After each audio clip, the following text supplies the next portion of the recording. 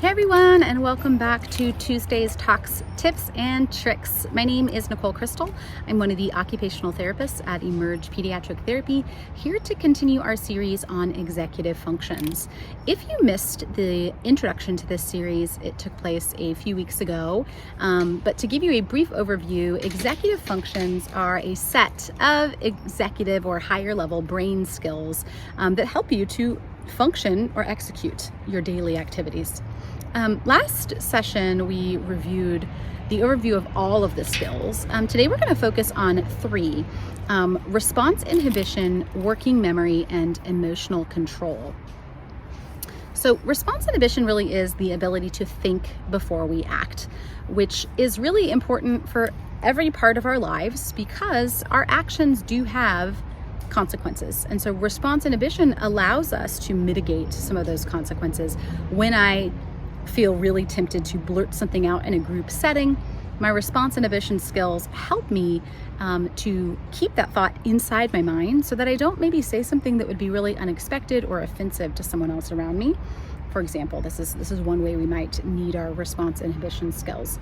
Some ways that we can start building response inhibition are simply as your child is learning this skill. One thing that is very foundational is delaying gratification. So having your child wait before they earn access to something that they're really excited about. Saying that they will get it in 5 minutes or 10 minutes is building really the foundation for this response inhibition. Another tool you can use is something called a first then schedule. If you don't have access to a laminator or ways to print reusable schedules, a simple dry erase board will work well. And how a first then schedule might look, we can do it simply in writing form. If your child is having difficulty or is not yet a reader, you could do it in picture form. So first I'm going to take my bath, and then I'll have a snack.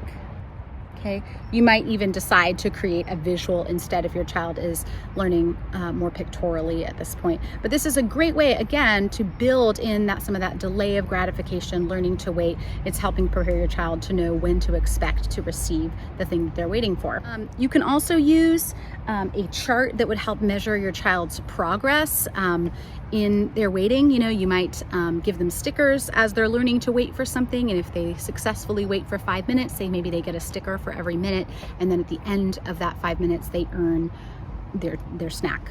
Also, I think it's important to help children understand that there are some natural consequences that can result from having poor response inhibition. So if I am hitting, if I'm playing aggressively with my sibling, the consequence might be that I lose time on my Xbox. And that sometimes can be really helpful in helping children sort of identify that when I make good choices and I'm in control of my body, actually good consequences come from that as well. And so making sure you're providing those positive reinforcements when your child is making great choices and demonstrating response inhibition, that you're making sure to praise that often.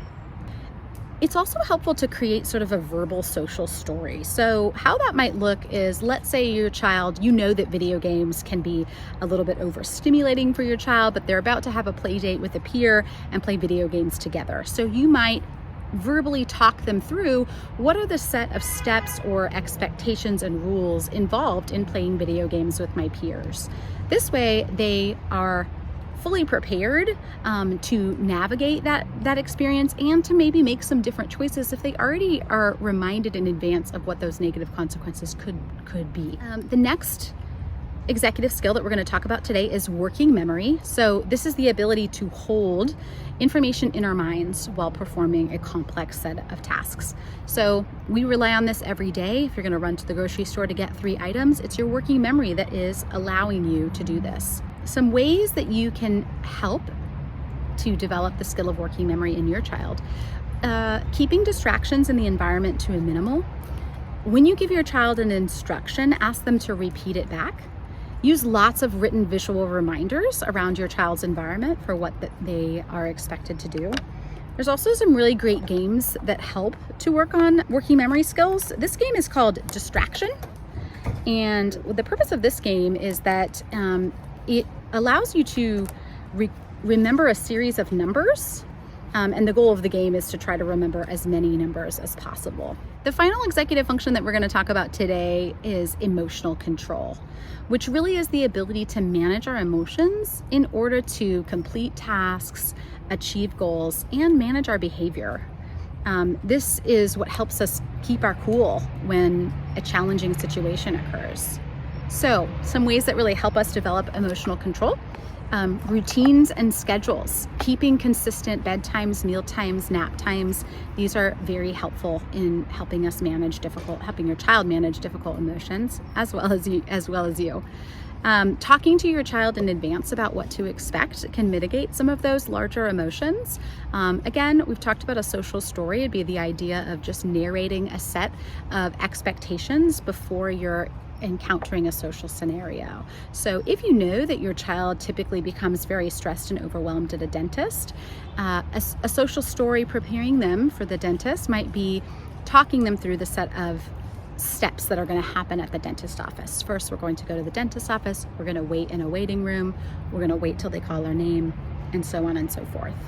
Provide your child some coping strategies. This might look like offering them a space to take a break, using a particular signal, maybe waving a hand or giving some eye contact to you to let for them to indicate that they are overwhelmed, and that signal should be a sign that it's okay to stop whatever you're doing in that moment and take a break. And providing a script for them to follow. Being able to narrate to yourself, I know this is going to be hard. If I get stuck, I can always ask for help, would be an example. And then there are wonderful stories out there that really model emotional control and the ability to persist when things get hard. For example, the story The Little Engine That Could is a wonderful example of a train who is encountering hardship and has to figure out how to not lose his cool in order to get toys to children waiting.